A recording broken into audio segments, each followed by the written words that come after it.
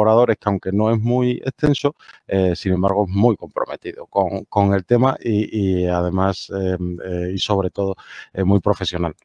Entonces, bueno, estos colaboradores son tanto de centros de investigación como de universidades y también administraciones públicas. Uno de estos colaboradores es al que voy a dar paso ahora mismo, que se trata del doctor Carles Borrego. Carles, bueno, lleva con nosotros desde el principio,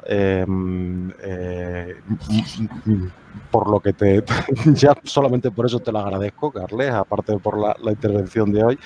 Carles es profesor e investigador también en la Universidad de Girona y en el Instituto Catalán de Investigación del Agua en el ICRA. Y a continuación nos va a dar unas cuantas pinceladas sobre lo que hemos estado viendo estos últimos años sobre fuentes de emisión. Así que, Carles, cuando quieras.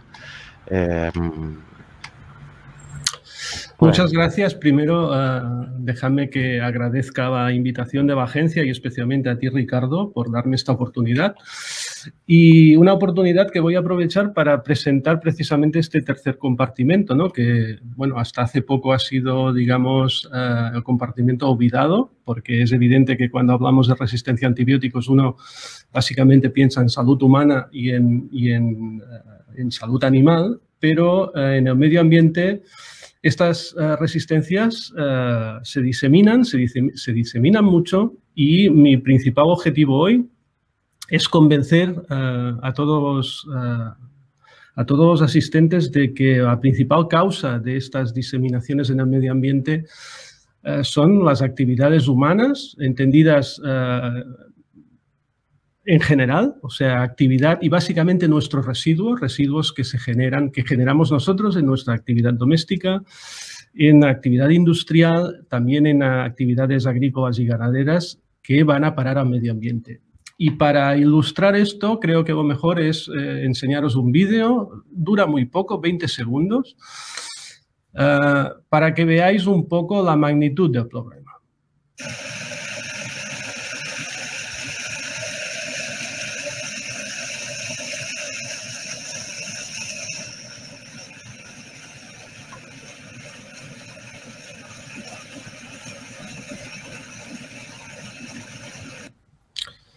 Son 20 segundos de un vídeo que recoge el efluente de una depuradora de tamaño medio que vierte a un río, ¿de acuerdo? Este es un efluente tratado, por tanto es agua que sale de una depuradora y por tanto depurada, pero también tenemos que tener en cuenta que las depuradoras no son más que, digamos, granjas de engorde de bacterias que crecen a expensas de los residuos que nosotros generamos. Residuos que se generan a nivel doméstico, que a través del alcantarillado va al agua residual, en hospitales, en industrias, etc. Y estos efluentes o estas depuradoras, mejor dicho, hacen lo mejor que pueden su trabajo, pero no están optimizadas o no funcionan a la perfección para eliminar todos los contaminantes. Y estos efluentes, por ejemplo, en España cada día se generan 12 millones de metros cúbicos, estos son datos del Instituto Nacional de Estadística, 12 millones de metros cúbicos al día de efluentes de depuración que se vierten tanto a ríos como a zonas costeras, ¿de acuerdo? Y estos efluentes, digo, vierten nutrientes, evidentemente muchos menos de los que entran a la depuradora, por supuesto, las depuradoras hacen su trabajo, pero aún así ciertos nutrientes se escapan. También se vierten bacterias, en general, muchísimas, pero también, junto con estos vertidos, también se vierten muchos productos farmacéuticos, entre ellos los antibióticos, pero también hormonas, antiinflamatorios, esteroides, productos de higiene personal, desinfectantes que no pueden ser depuradas por el tratamiento del agua residual. También se generan y se vierten bacterias resistentes. Pensad que en esta depuradora, que básicamente son bacterias que crecen a expensas de nuestros residuos, estamos encontrando bacterias que crecen ahí, antibióticos que causan una presión selectiva sobre esas bacterias y muchas de ellas, pues, si bien ya entraban resistentes, aún se vuelven más resistentes. Y también generan genes que también se vierten al medio ambiente.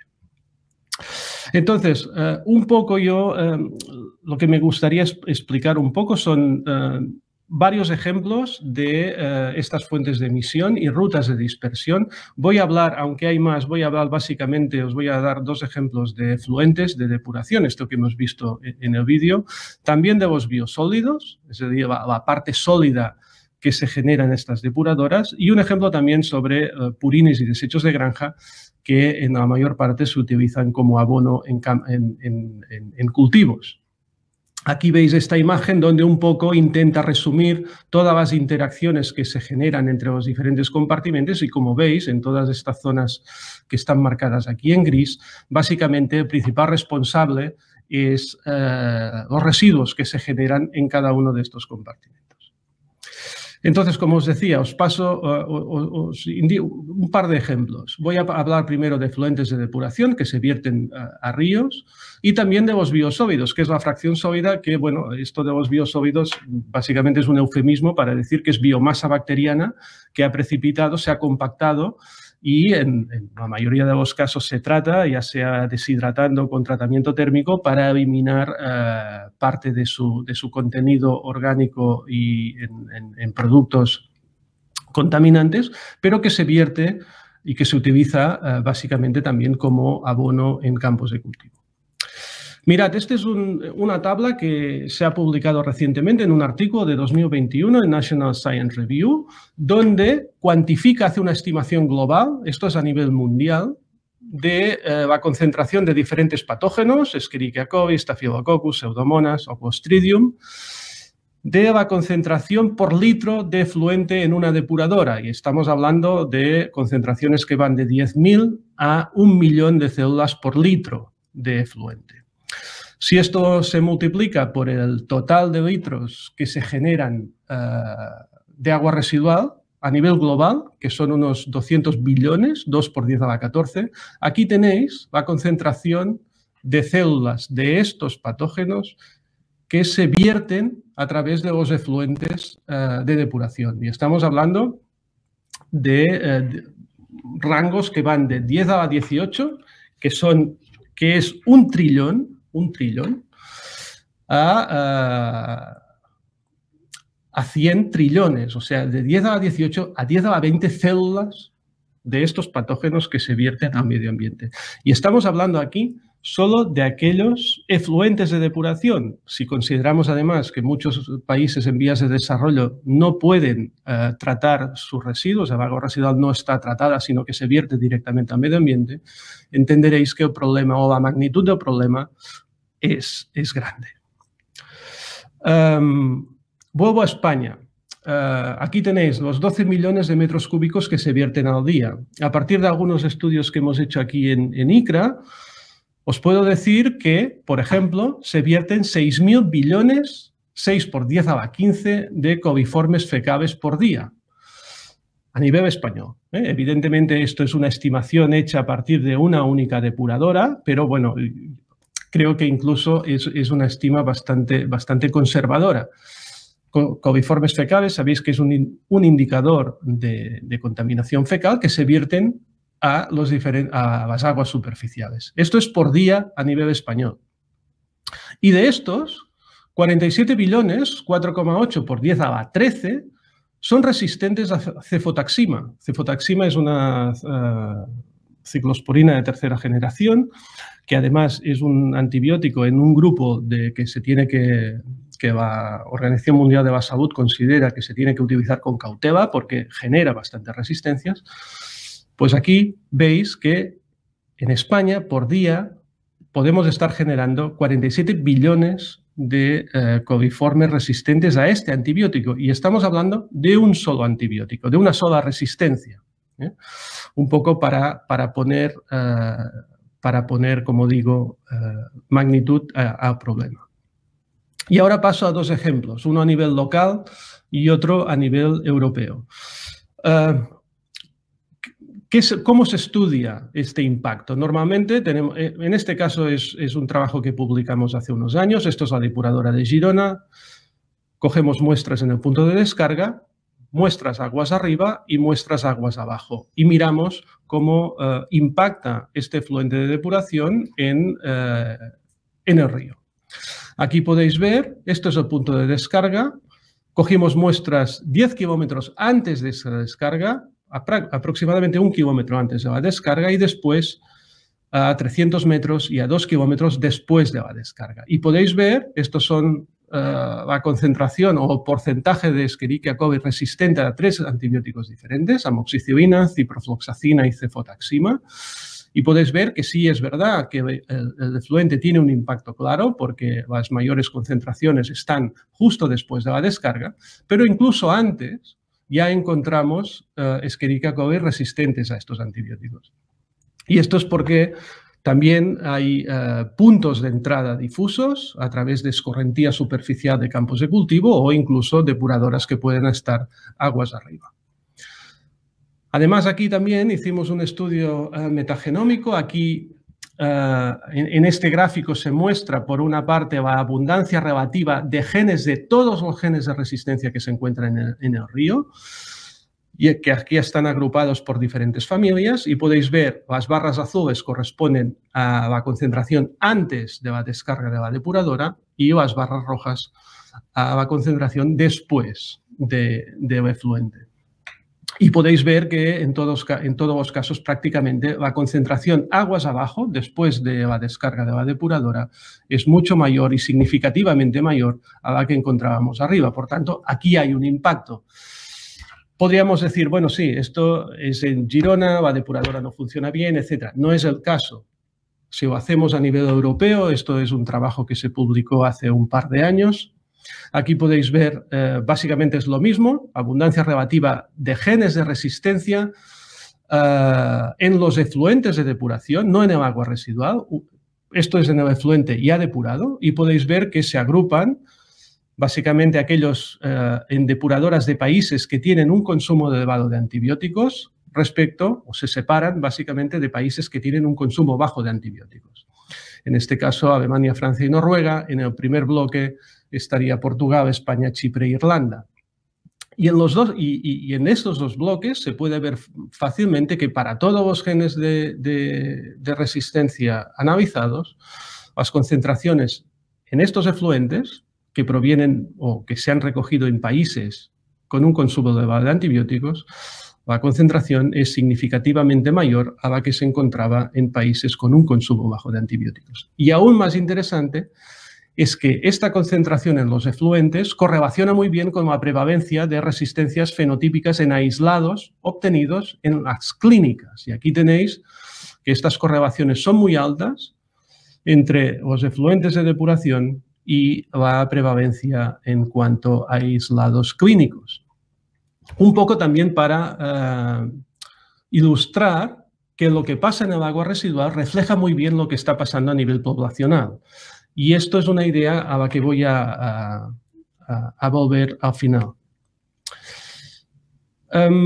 ¿Qué pasa con los biosólidos? Es decir, el residuo sólido que se genera en las depuradoras. En Cataluña la producción es de 120 toneladas por año, de las cuales un 90% va a parar a los suelos como abono, unas 108 toneladas al año. Y estos biosólidos, evidentemente, también contienen bacterias resistentes porque, como he dicho, esto no es más que biomasa bacteriana compactada. Y fijaos, estos son datos de un estudio que realizamos.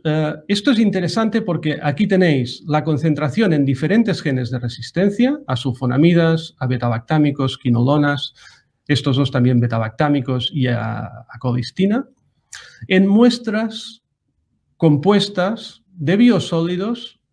Estos son datos de depuradoras de Estados Unidos, pero en 3 puntos en el tiempo, en 2001, 2006-2007 y 2015-2016. Como podéis ver, voy a coger el puntero, si me permitís, 2001, 2006, 2007, 2015, 2016. Como podéis ver, hay genes que se mantienen estables a lo largo de todo este eje temporal, como serían integron 1, SUL1 y BLATEM. En este caso, son genes que son prevalentes, están prácticamente prevalentes en todas la mayoría de bacterias, pero en cambio hay otros que solo aparecen a partir de un cierto punto en el tiempo. Y curiosamente, aquí os indico el momento en que esos genes empezaron a detectarse en bacterias resistentes. O sea, en el momento en que esas resistencias empezaron a detectarse en aislados clínicos. Y podéis ver que no es hasta el momento en que esto se detecta en aislados clínicos cuando empiezan a aparecer ya en el agua residual y en este caso en los biosólidos. El único caso que no coincide es BlackAPC, que los primeros indicadores de resistencia aparecieron, ya se publicaron en 1996 y en cambio en estas muestras solo aparecieron en 2015-2016. Y aquí una vez más voy a esta idea. Nuestros residuos, el agua residual o los biosólidos un poco reflejan cómo circulan estos patógenos, en este caso resistentes, entre la población. Y puede ser una fuente de información muy valiosa para anticiparse a posibles problemas. El último ejemplo que tengo es sobre los purines y desechos de granja, que también están cargados de bacterias resistentes a antibióticos y de sus genes. Estos purines ya sabéis que se utilizan como adobo a través de mecanismos de aspersión.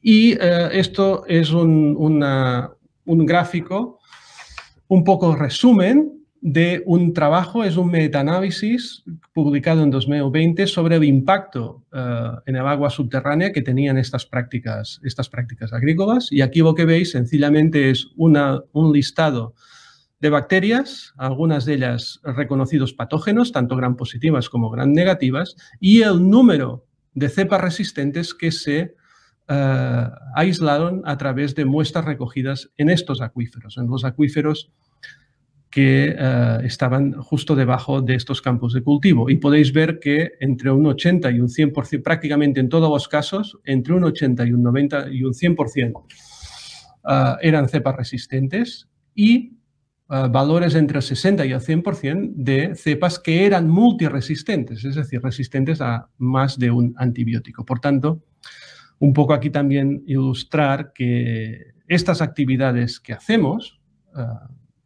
tienen un impacto claro y el medio ambiente se ve muy perjudicado a través de la diseminación de estas bacterias resistentes. Supongo que la pregunta es cómo podemos gestionar eso, cómo podemos mitigar este impacto. Los tres primeros puntos ya os han comentado anteriormente mis colegas y son claros, y el PRAN en este sentido hace un trabajo imprescindible para dar a conocer o para incentivar estas actividades, es decir, un uso racional de los antibióticos, evidentemente, extremar la vigilancia en los hospitales y realizar buenas prácticas en ganadería, agricultura y acuicultura. Cabe decir que en España estamos progresando adecuadamente en estos tres aspectos y, por tanto, aquí estamos haciendo el trabajo. Pero también tenemos que implementar nuevos métodos para mejorar el tratamiento del agua residual, que mejoren la eliminación de todos estos fármacos de nueva generación, de desinfectantes, para intentar eliminar también bacterias resistentes con una mayor efectividad. Y mientras no se desarrollen estos métodos, quizá lo mejor también es intentar que la mayoría de depuradoras ya apliquen un tratamiento terciario, ya sea utilizando ultravioleta o cloro, para reducir la carga bacteriana de estos efluentes. Cabe decir que estos tratamientos terciarios pueden reducir entre 2 y 3 logaritmos, 2 y 3 órdenes de magnitud esta carga. Evidentemente, incentivar la investigación en nuevos antibióticos, desarrollar terapias alternativas a los antibióticos, como se ha comentado también anteriormente. Es importante también implementar programas de vigilancia ambiental. Y aquí un poco recojo la idea que he comentado anteriormente. El agua residual es un reflejo de las actividades que nosotros hacemos, ya sea actividades agrícolas, pero también la actividad doméstica. Y un ejemplo claro lo tenemos En los sistemas de vigilancia del SARS-CoV-2, muchos países, incluso comunidades autónomas, han desarrollado programas de vigilancia basados en la epidemiología de las aguas residuales para, a partir de las aguas residuales, estimar la circulación del SARS-CoV-2 en la población. En España está Avatar, en Cataluña tenemos SARS-Aigua. Ahora tenemos estos sistemas puestos a punto. Se están recogiendo muestras prácticamente semanalmente, no solo aquí, sino en otros muchos países. Es un buen momento para pensar que también la resistencia a antibióticos se podría, y de hecho en Estados Unidos ya se empieza a hacer, se podría vigilar y trazar de esta manera. Y por otra parte, la Organización Mundial de la Salud ha publicado recientemente el protocolo triciclo, el Tricycle, que básicamente se trata de utilizar un indicador simple, que son las Escherichia coli que producen beta-lactamasas de amplio espectro, como indicador fácil para monitorizar la resistencia a antibióticos a través de los 3 compartimentos. Y este protocolo ya está disponible y precisamente lo que propone es utilizar este indicador para medir o evaluar el grado de resistencia a antibióticos a través de los 3 compartimentos: salud humana, salud animal y medio ambiente. Y finalmente, bueno, educación y concienciación social. Y esta es una de las partes en que OPRAN está realizando o tiene un papel preponderante, ¿no? Y para eso estamos aquí. Y acabo con otra imagen, aprovechando que hay muchos médicos y farmacéuticos en la sala. Si nosotros tenemos una infección en un dedo y esta infección está causada por una bacteria resistente a antibióticos, lo mejor que podemos hacer para evitar un pronóstico como este es atacar rápidamente, identificar rápidamente el problema y tratarlo adecuadamente. De la misma forma, cuando en un sistema acuático que se parece bastante a lo que tenemos aquí a través de diferentes vías y conexiones, tenemos un punto de infección, a través de un vertido, sea tratado o no tratado, antes de que perdamos el río, antes de que tengamos que cortar o perdamos el río porque no lo podremos utilizar para uso recreacional, para utilización de agua, para consumo, etcétera, tenemos que actuar lo más rápido posible, porque si no, quizá no tendríamos tiempo y llegaremos tarde. Y hasta aquí mi intervención. Quiero agradecer, evidentemente, a todos mis compañeros en ICRA, tanto presentes como pasados, y a todas las instituciones que nos han dado financiación en estos últimos años. Gracias a todos también por vuestra atención.